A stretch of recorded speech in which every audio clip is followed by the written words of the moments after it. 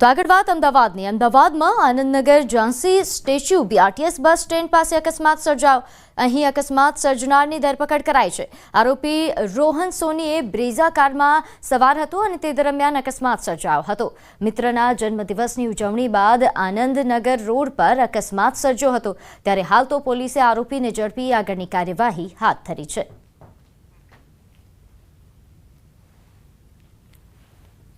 આમાં જે કાર ચાલક છે એ રોહન પરેશકુમાર સોની એમને અટક કરવામાં આવેલા છે.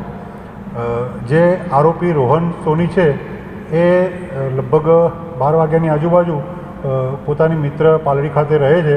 એમને ત્યાં પાર્ટી હતી, બર્થડે પાર્ટી. ત્યાં એમના ઘરે ગયા હતા અને બર્થડે પાર્ટી પતી ગયા પછી ત્યાંથી છૂટા પડ્યા હતા અને બીજા એના 2 મિત્રો દક્ષ અને ભવ્ય સાથે ત્યાંથી શિવરંજની 4 રસ્તો નાસ્તો કરવા માટે જતા હતા અને એ વખતે આ કાર ચાલકે અકસ્માત કર્યો હતો.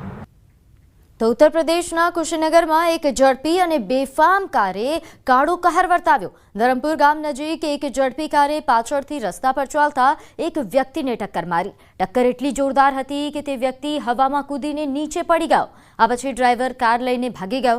સ્થાનિક લોકોએ ઘાયલોને જિલ્લા હોસ્પિટલમાં દાખલ કર્યા, જ્યાંથી તેમને ગોરખપુર મેડિકલ કોલેજ મોકલવામાં આવ્યા. આ સમગ્ર ઘટના સીસીટીવીમાં કેદ થઈ છે.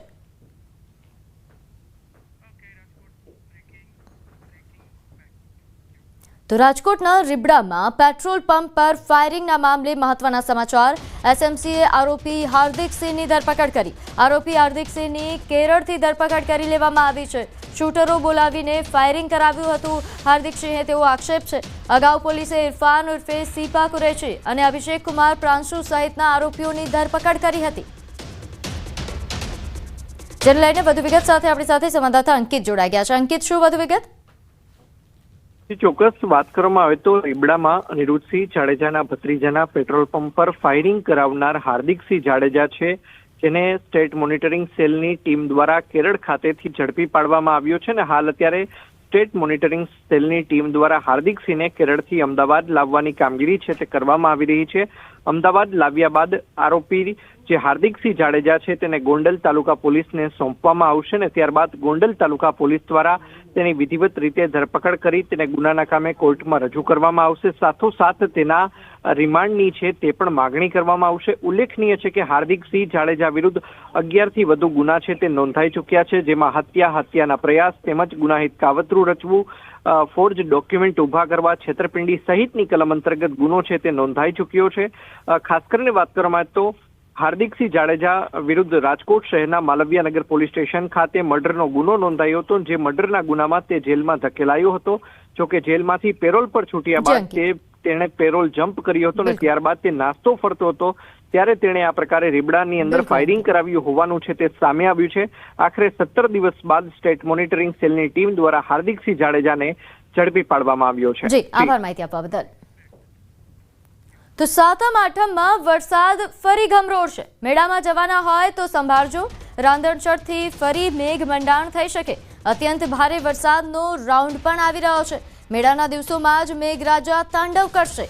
આવનારી મોટી સિસ્ટમ એ ગુજરાતને ગમરોળવાની છે. હવામાન નિષ્ણાંત અંબાલાલ પટેલની આ મોટી આગાહી. 14-15 ઓગસ્ટથી ધોધમાર રાઉન્ડ શરૂ થશે. દક્ષિણ ગુજરાતમાં અત્યંત ભારે વરસાદ થઈ શકે.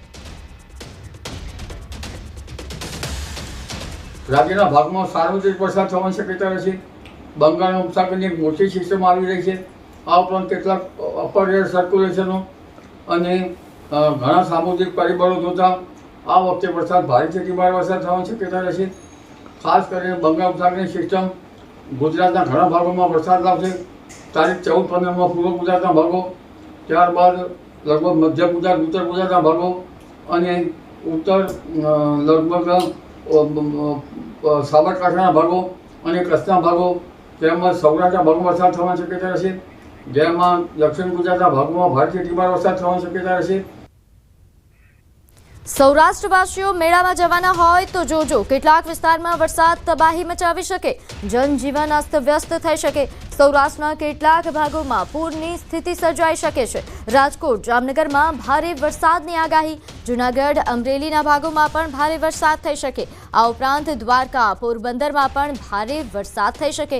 અમદાવાદ, ગાંધીનગરમાં પણ મુશળધાર વરસાદની આગાહી છે. તો સાથે કચ્છ, મહેસાણા સહિતમાં પણ ધોધમાર વરસાદ પડશે.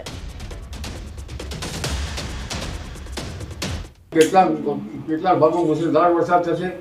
આથી કેટલીક તબાહી સૂચક વરસાદ હોય ત્યારે જનતાને કાળજી રાખવી ઈચ્છ રહેશે, કારણ કે આ સિસ્ટમ મજબૂત છે અને સૌરાષ્ટ્રના ઘણા ભાગોમાં પૂરની સ્થિતિ રહી શકે છે. ગુજરાતના કેટલાક ભાગમાં પણ પૂરની સ્થિતિ રહી શકે છે. મહેસાણા, કચ્છ અને લગભગ ગુજરાતના ઘણા ભાગો, અમદાવાદ, ગાંધીનગરમાં પણ મુશળધાર વરસાદ થવાની શક્યતા રહેશે. જી.